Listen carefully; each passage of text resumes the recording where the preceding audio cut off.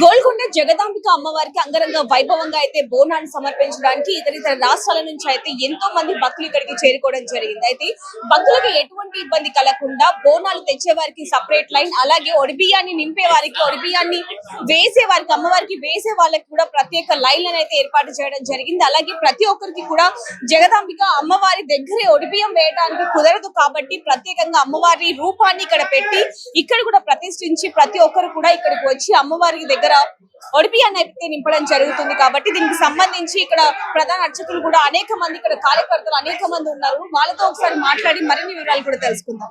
నమస్తే అన్న. నమస్తే అమ్మా. ముందుగా మీ వేదా ఛానల్ వారికి ఆషాఢ మాస బోనాల పండుగ శుభాకాంక్షలు చెప్పండి అన్న. మీకు కూడా ఆషాఢ మాస బోనాల శుభాకాంక్షలు. ప్రతి ఏడు కూడా అమ్మవారి పండగ ఘనంగా జరుగుతూ ఉంటుంది. ముఖ్యంగా గోల్కొండ అమ్మవారిది అయితే మొదటి బోనం చివరి బోనం కూడా ఇక్కడే జరుగుతూ ఉంటుంది. ఇంత మంది భక్తులు వస్తుంటే ఎలా అనిపిస్తుంది? చాలా సంతోషంగా ఉందమ్మా. ఇప్పుడు అన్ని గుళ్ళలో మనకు ఒకరోజు పండుగ తెల్లారి గావు ప్రోగ్రామ్ ఉంటుంది, క్లోజ్ అయిపోతుంది. కానీ మన గోల్కొండ ప్రత్యేకత ఏంటంటే నెల రోజుల పండుగ. ప్రతి ఆదివారం, గురువారం, ఆదివారం, గురువారం అట్లా 9 వారాల పాటు జరుగుతుంది. ఈ 9 వారాల్లో కూడా మళ్ళీ వచ్చేసి మనకు శుక్రవారం పూట కూడా మనకు ఇక్కడ చండీ హోమం జరుగుతుంది ఈసారి. మరియు మధ్యలో ఒకరోజు శావ ప్రోగ్రామ్ ఉంటుంది, ఒకరోజు శాకాంబరి ప్రోగ్రామ్ ఉంటుంది. అంటే శావ రోజు ఏంటంటే పల్లకి సేవ ఉంటుంది అన్నమాట. ఇక్కడ చుట్టుముట్టు మన పరిసరాల్లో పల్లకి సేవ ఉంటుంది. అలాగే మనకు శాకాంబరి ప్రోగ్రామ్ ఒక రోజు ఉంటుంది. లాస్ట్ రోజు వచ్చేసి మనకు సమారోపకారికం అంటే కుంభహారతి ఉంటుంది అన్నమాట. ప్రతి అన్నం వేసి కుంభహారతి ప్రోగ్రామ్ ఉంటుంది. చాలా మంది భక్తులు డే బై డే, నిన్న ఫస్ట్ డే ప్రొసెషన్ రోజు చూసుకుంటే మనకు మన పోలీసుల అంచనా ప్రకారం మాకు 6 నుంచి 8 లక్షల జనాలు వచ్చారు. ఇవాళ కూడా ఇప్పుడు పొద్దున్న నుంచి ఇప్పటి వరకు 2 లక్షల పబ్లిక్ అయిపోయింది. కంటిన్యూస్ గా వస్తారు. రాత్రి 9-10 దాటుతున్నాం మనకు. లక్షల్లో అయితే భక్తులందరూ కూడా ఇక్కడికి వస్తూ ఉంటారు.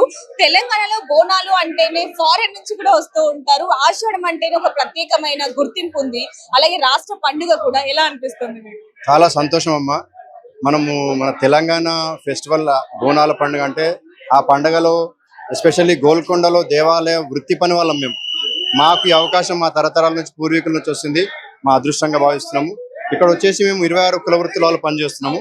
అందరూ ఒక్కొక్క కులవృత్తి పని అనమాట. కుమ్మరి, కమ్మరి, బ్యాగరి, బైండ్ల, జమిడి అట్లా అందరు ఎవరు కులవృత్తి వాళ్ళు పని చేస్తుంటాం. మేమందరం కలిస్తేనే ఇక్కడ బోనాల పండుగ సక్సెస్ఫుల్ గా జరగలుగుతాం. ఇక్కడ అమ్మవారిని కూడా ప్రత్యేకంగా పెట్టడం జరిగింది. కేవలం ఒడిబియ్యాల కోసమేనా, లేకపోతే ఇతర కారణాలు ఏమన్నా? అంటే క్రౌడ్ ఎక్కువైంది కాబట్టి అలా అంటే ప్రతి ఒక్కరికి గర్భగుడిలో ఒడిబియ్యం పోసేది సాధ్యం కాదమ్మా. కాబట్టి ఇక్కడ పెట్టి అమ్మవారి విగ్రహం లోపల ఉంటది రెగ్యులర్ గా డైలీ. సో ఇక్కడ పెట్టి ఒడిబియ్యం పోయిస్తున్నాం అనమాట. ఇక్కడ ఒడిబియ్యం పోస్తాము, అక్కడ బోనం పోస్తాము, బయట టెంకాయలు కొట్టడం, అంటే అన్ని డివైడ్ చేస్తాం అనమాట. జస్ట్ అక్కడ ఏంటంటే ఖాళీ దర్శనం మాత్రమే. అక్కడ ఒడిబియ్యం ఇక్కడ, బోనాలు అక్కడ, టెంకాయలు అక్కడ. ఇది ఏంటంటే జనాల సౌకర్యం కోసం. సో చూస్తున్నాం కదా, భక్తులకి ఎటువంటి ఇబ్బంది కలగకుండా దర్శనంకి, అలాగే ఒడిబియ్యానికి, కళ్ళు సాక, బోనం, అలాగే కొబ్బరికాయలకు కూడా ప్రత్యేక స్థానాలని కూడా పెట్టడం జరిగింది అనమాట. ఈ బోనాలు దాదాపుగా వచ్చే నెల వరకు ఉంటాయి కాబట్టి అనేక భక్తులు కూడా ఇక్కడికి వస్తూ ఉంటారు. భక్తులకి ఎటువంటి ఇబ్బంది కలగకుండా ప్రత్యేక క్యూ లైన్లను, అలాగే వాటర్ సప్లై, ఉచిత వైద్య శిబిరాన్ని కూడా ఇక్కడ ఏర్పాటు చేయడం జరిగింది. పోలీసులందరూ కూడా ఇక్కడ దగ్గరుండి భక్తులకు ఎటువంటి ఇబ్బంది కలగకుండా అయితే చూస్తున్న విజువల్స్ కూడా మనం చూడడం జరిగింది. మరిన్ని వార్తల కోసం చూస్తూనే ఉండండి వేదా డివోషన్.